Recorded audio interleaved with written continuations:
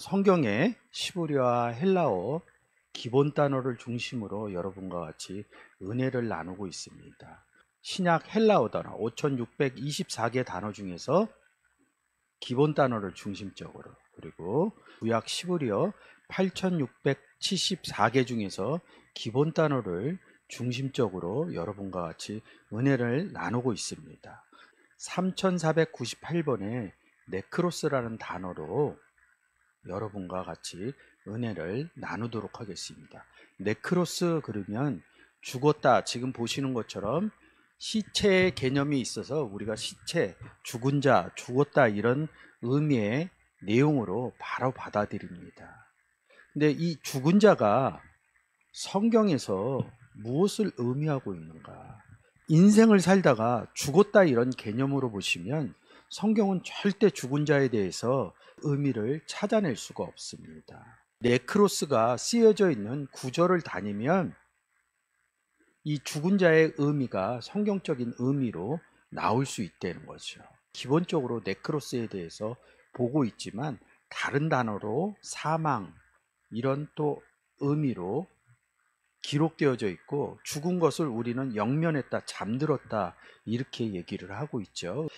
네크로스, 근데 우리가 영면했다 그럴 때 쉼노프스, 잠들다 이런 의미도 있고요. 타나토스, 사망, 죽으심 이렇게 표현이 되어 있습니다.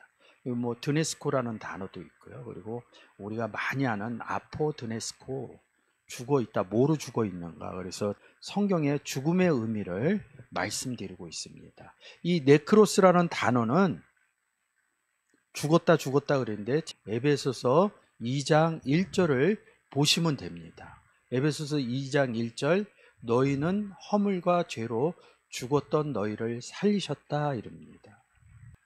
허물로 죽은 우리를 그리스도와 함께 살리셨고 너희가 은혜로 구원을 얻은 것이라. 살렸는데 어떻게 살렸어요? 그리스도와 함께.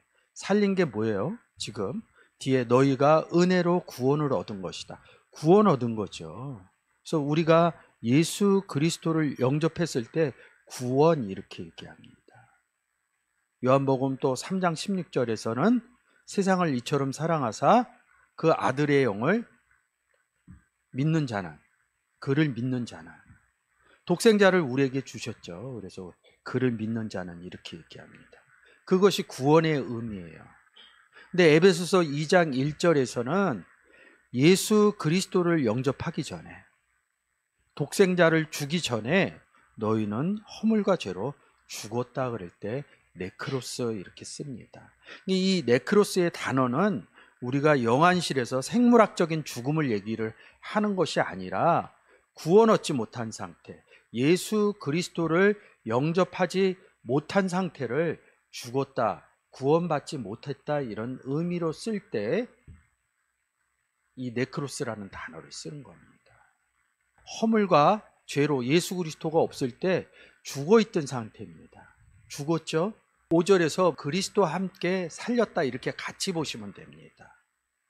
죽었다, 살았다. 그러면 우리가 현실적인 개념에서 죽어서 사는 게 뭐예요? 부활의 의미가 여기 숨어져 있죠. 우리는 부활 그러면 예수 그리스도의 십자가 사건만 얘기를 하는데, 예수 그리스도가 살아난 것, 예수 그리스도가 없었다가 예수 그리스도를 영접해서 허물과 죄로 있었던 상태에서 예수 그리스도와 함께 살아난 구원의 상태도 부활의 의미가 그 속에 숨겨졌다는 거죠. 고린도전서 15장 45절, 죽은 자의 부활도 이와 같으니 썩을 것으로 심고 썩지 아니할 것으로 다시 살며. 그래서 죽은 자의 부활 이렇게 얘기하는 겁니다. 에베소서 2장 1절과 2장 5절의 의미를 부활이라는 단어에 대입시키면 이 내용이 여러분들이 여지까지 생각했던 십자가의 부활과 조금 다른 의미로 성경을 받아들일 수 있다는 거죠. 성경에 예수 그리스도의 영접 사건이 부활 사건으로 보여지는 아주 대전환적인 신앙의 계기가 이루어집니다. 그래서 이 네크로스라는 단어를 볼 때는 죽어 있는 상태라는 거죠. 지금 예수 그리스도가 없을 때 동사, 분사 현재 이릅니다. 계속 예수 그리스도가 계속 없다. 영접하지 않은 계속인 상태가 죽어있는 상태라는 거지. 예수 그리스도를 영접 못한 사람들을 죽어있는 상태다 이렇게 이야기를 하는 겁니다. 이 에베소서 2장 5절에 죽어있는 너희를 그리스도와 함께 살렸다. 이 얘기가 다시 한번 반복되면 뭐예요? 예수 그리스도를 영접해서 너희가 살은 상태가 됐다. 그래서 은혜로 구원을 얻은 것이다. 이렇게 기록되어져 있는 것이죠. 사망, 죽으심 이런 단어가 있어요. 타나토스 이럽니다. 원문을 좀 공부하신 분들은 그냥 타나토스, 사망 이렇게 하고 같이 죽음의 개념으로 본다는 거지. 에베소서 2장 1절에서 예수 그리스도가 오셔서 그리스도와 함께 살리셨다 이렇게 간단하게 얘기할 수 있는데 허물과 죄로 죽어있는 너희들에게 와서 예수 그리스도가 다시 한번 죽습니다. 같이 죽습니다. 그리고 살리는 사건입니다. 로마서 6장에서 많이 기록되어져 있는 겁니다. 로마서 6장 3절서부터 5절까지. 무릇 그리스도 예수와 합하여 세례를 받은 우리는 그의 죽으심과 합하여 세례 받은 줄을 알지 못하느뇨. 그러므로 우리가 그의 죽으심과 합하여 세례를 받음으로 그와 함께 장사되었나니 이는 아버지의 영광으로 말미암아 그리스도를 죽은 자 가운데서 살리심과 같이 우리로 또한 새 생명 가운데서 행하게 하려 함이니라. 만일 우리가 그의 죽으심을 본받아 연합한 자가 되었으면 또한 그의 부활을 본받아 연합한 자가 되리라. 그리스도 예수하고 합했다는 건 뭐예요? 예수 그리스도를 영접했다는 얘기죠. 영접한 사람들이 세례 받는 거죠. 그러니까 이거는 그냥 일반 신앙생활 하면서도 잘 알고 있어요. 근데 세례 받은 우리가 이 내용을 한 번 더 확대해서 얘기하는 겁니다. 우리는 그냥 예수 그리스도를 영접한 줄 알았는데 그가 와서 죽었다. 이렇게 얘기를 성경이 확대해서 얘기를 해주는 거예요. 그게 죽었다. 우리 안에 그냥 우리는 영접했다. 근데 예수 그리스도가 우리 안에서 죽고 살아났다. 이 의미를 얘기하는 겁니다. 그래서 4절에 또 한 번 죽은 것을 장사됐다. 이렇게 얘기하는 겁니다.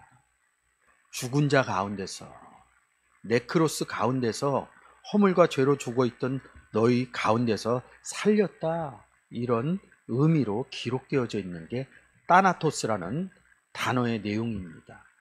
예수 그리스도가 우리 가운데 와서 어떻게 죽고 어떻게 살아났냐를 성경에 기록해 놓은 것입니다.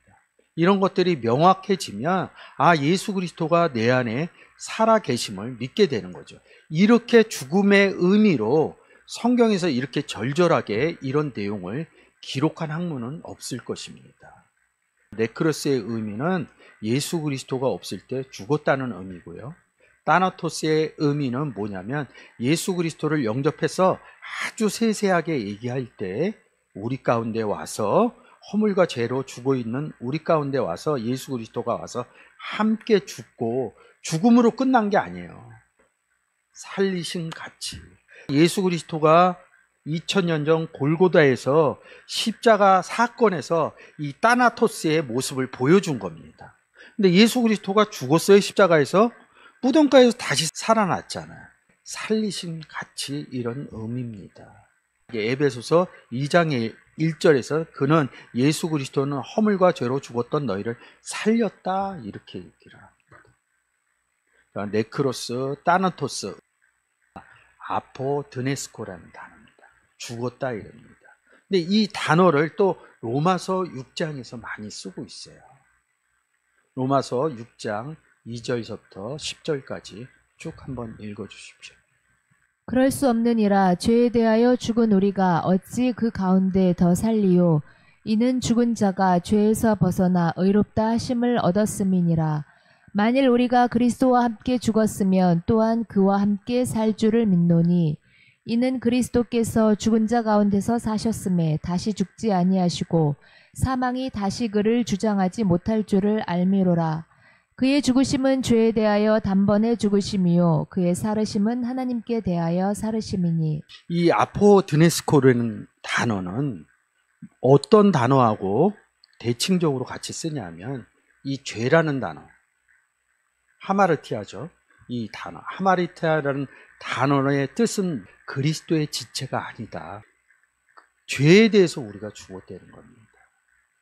아포드네스코의 단어입니다. 그래서 10절에 죄에 대하여 단번에 죽으시며 구원 얻은 얘기를 하는 거죠. 네크로스와 따나토스의 의미하고는 좀 다른 거죠.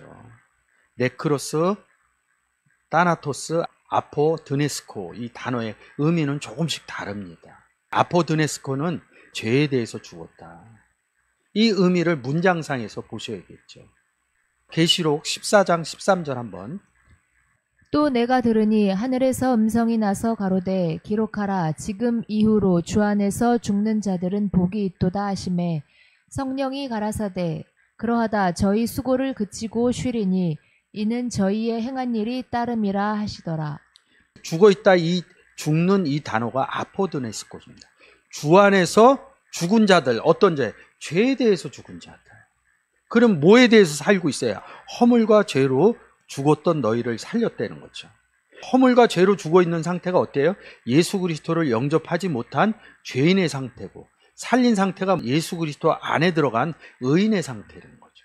주 안에서 의인들이 이 땅을 살다가 생명을 다해서 죽은 자들을 얘기하는 게 아니라 지금 현재 예수 그리스도 안에 예수 그리스도를 영접한 사람들을 계시록 14장 14절에선 주 안에서 이 앞에 붙여야겠죠. 죄에 대해서 죽은 자들은 이렇게 해석을 해야 아포드네스코에 대한 구절을 해결할 수 있다는 거죠.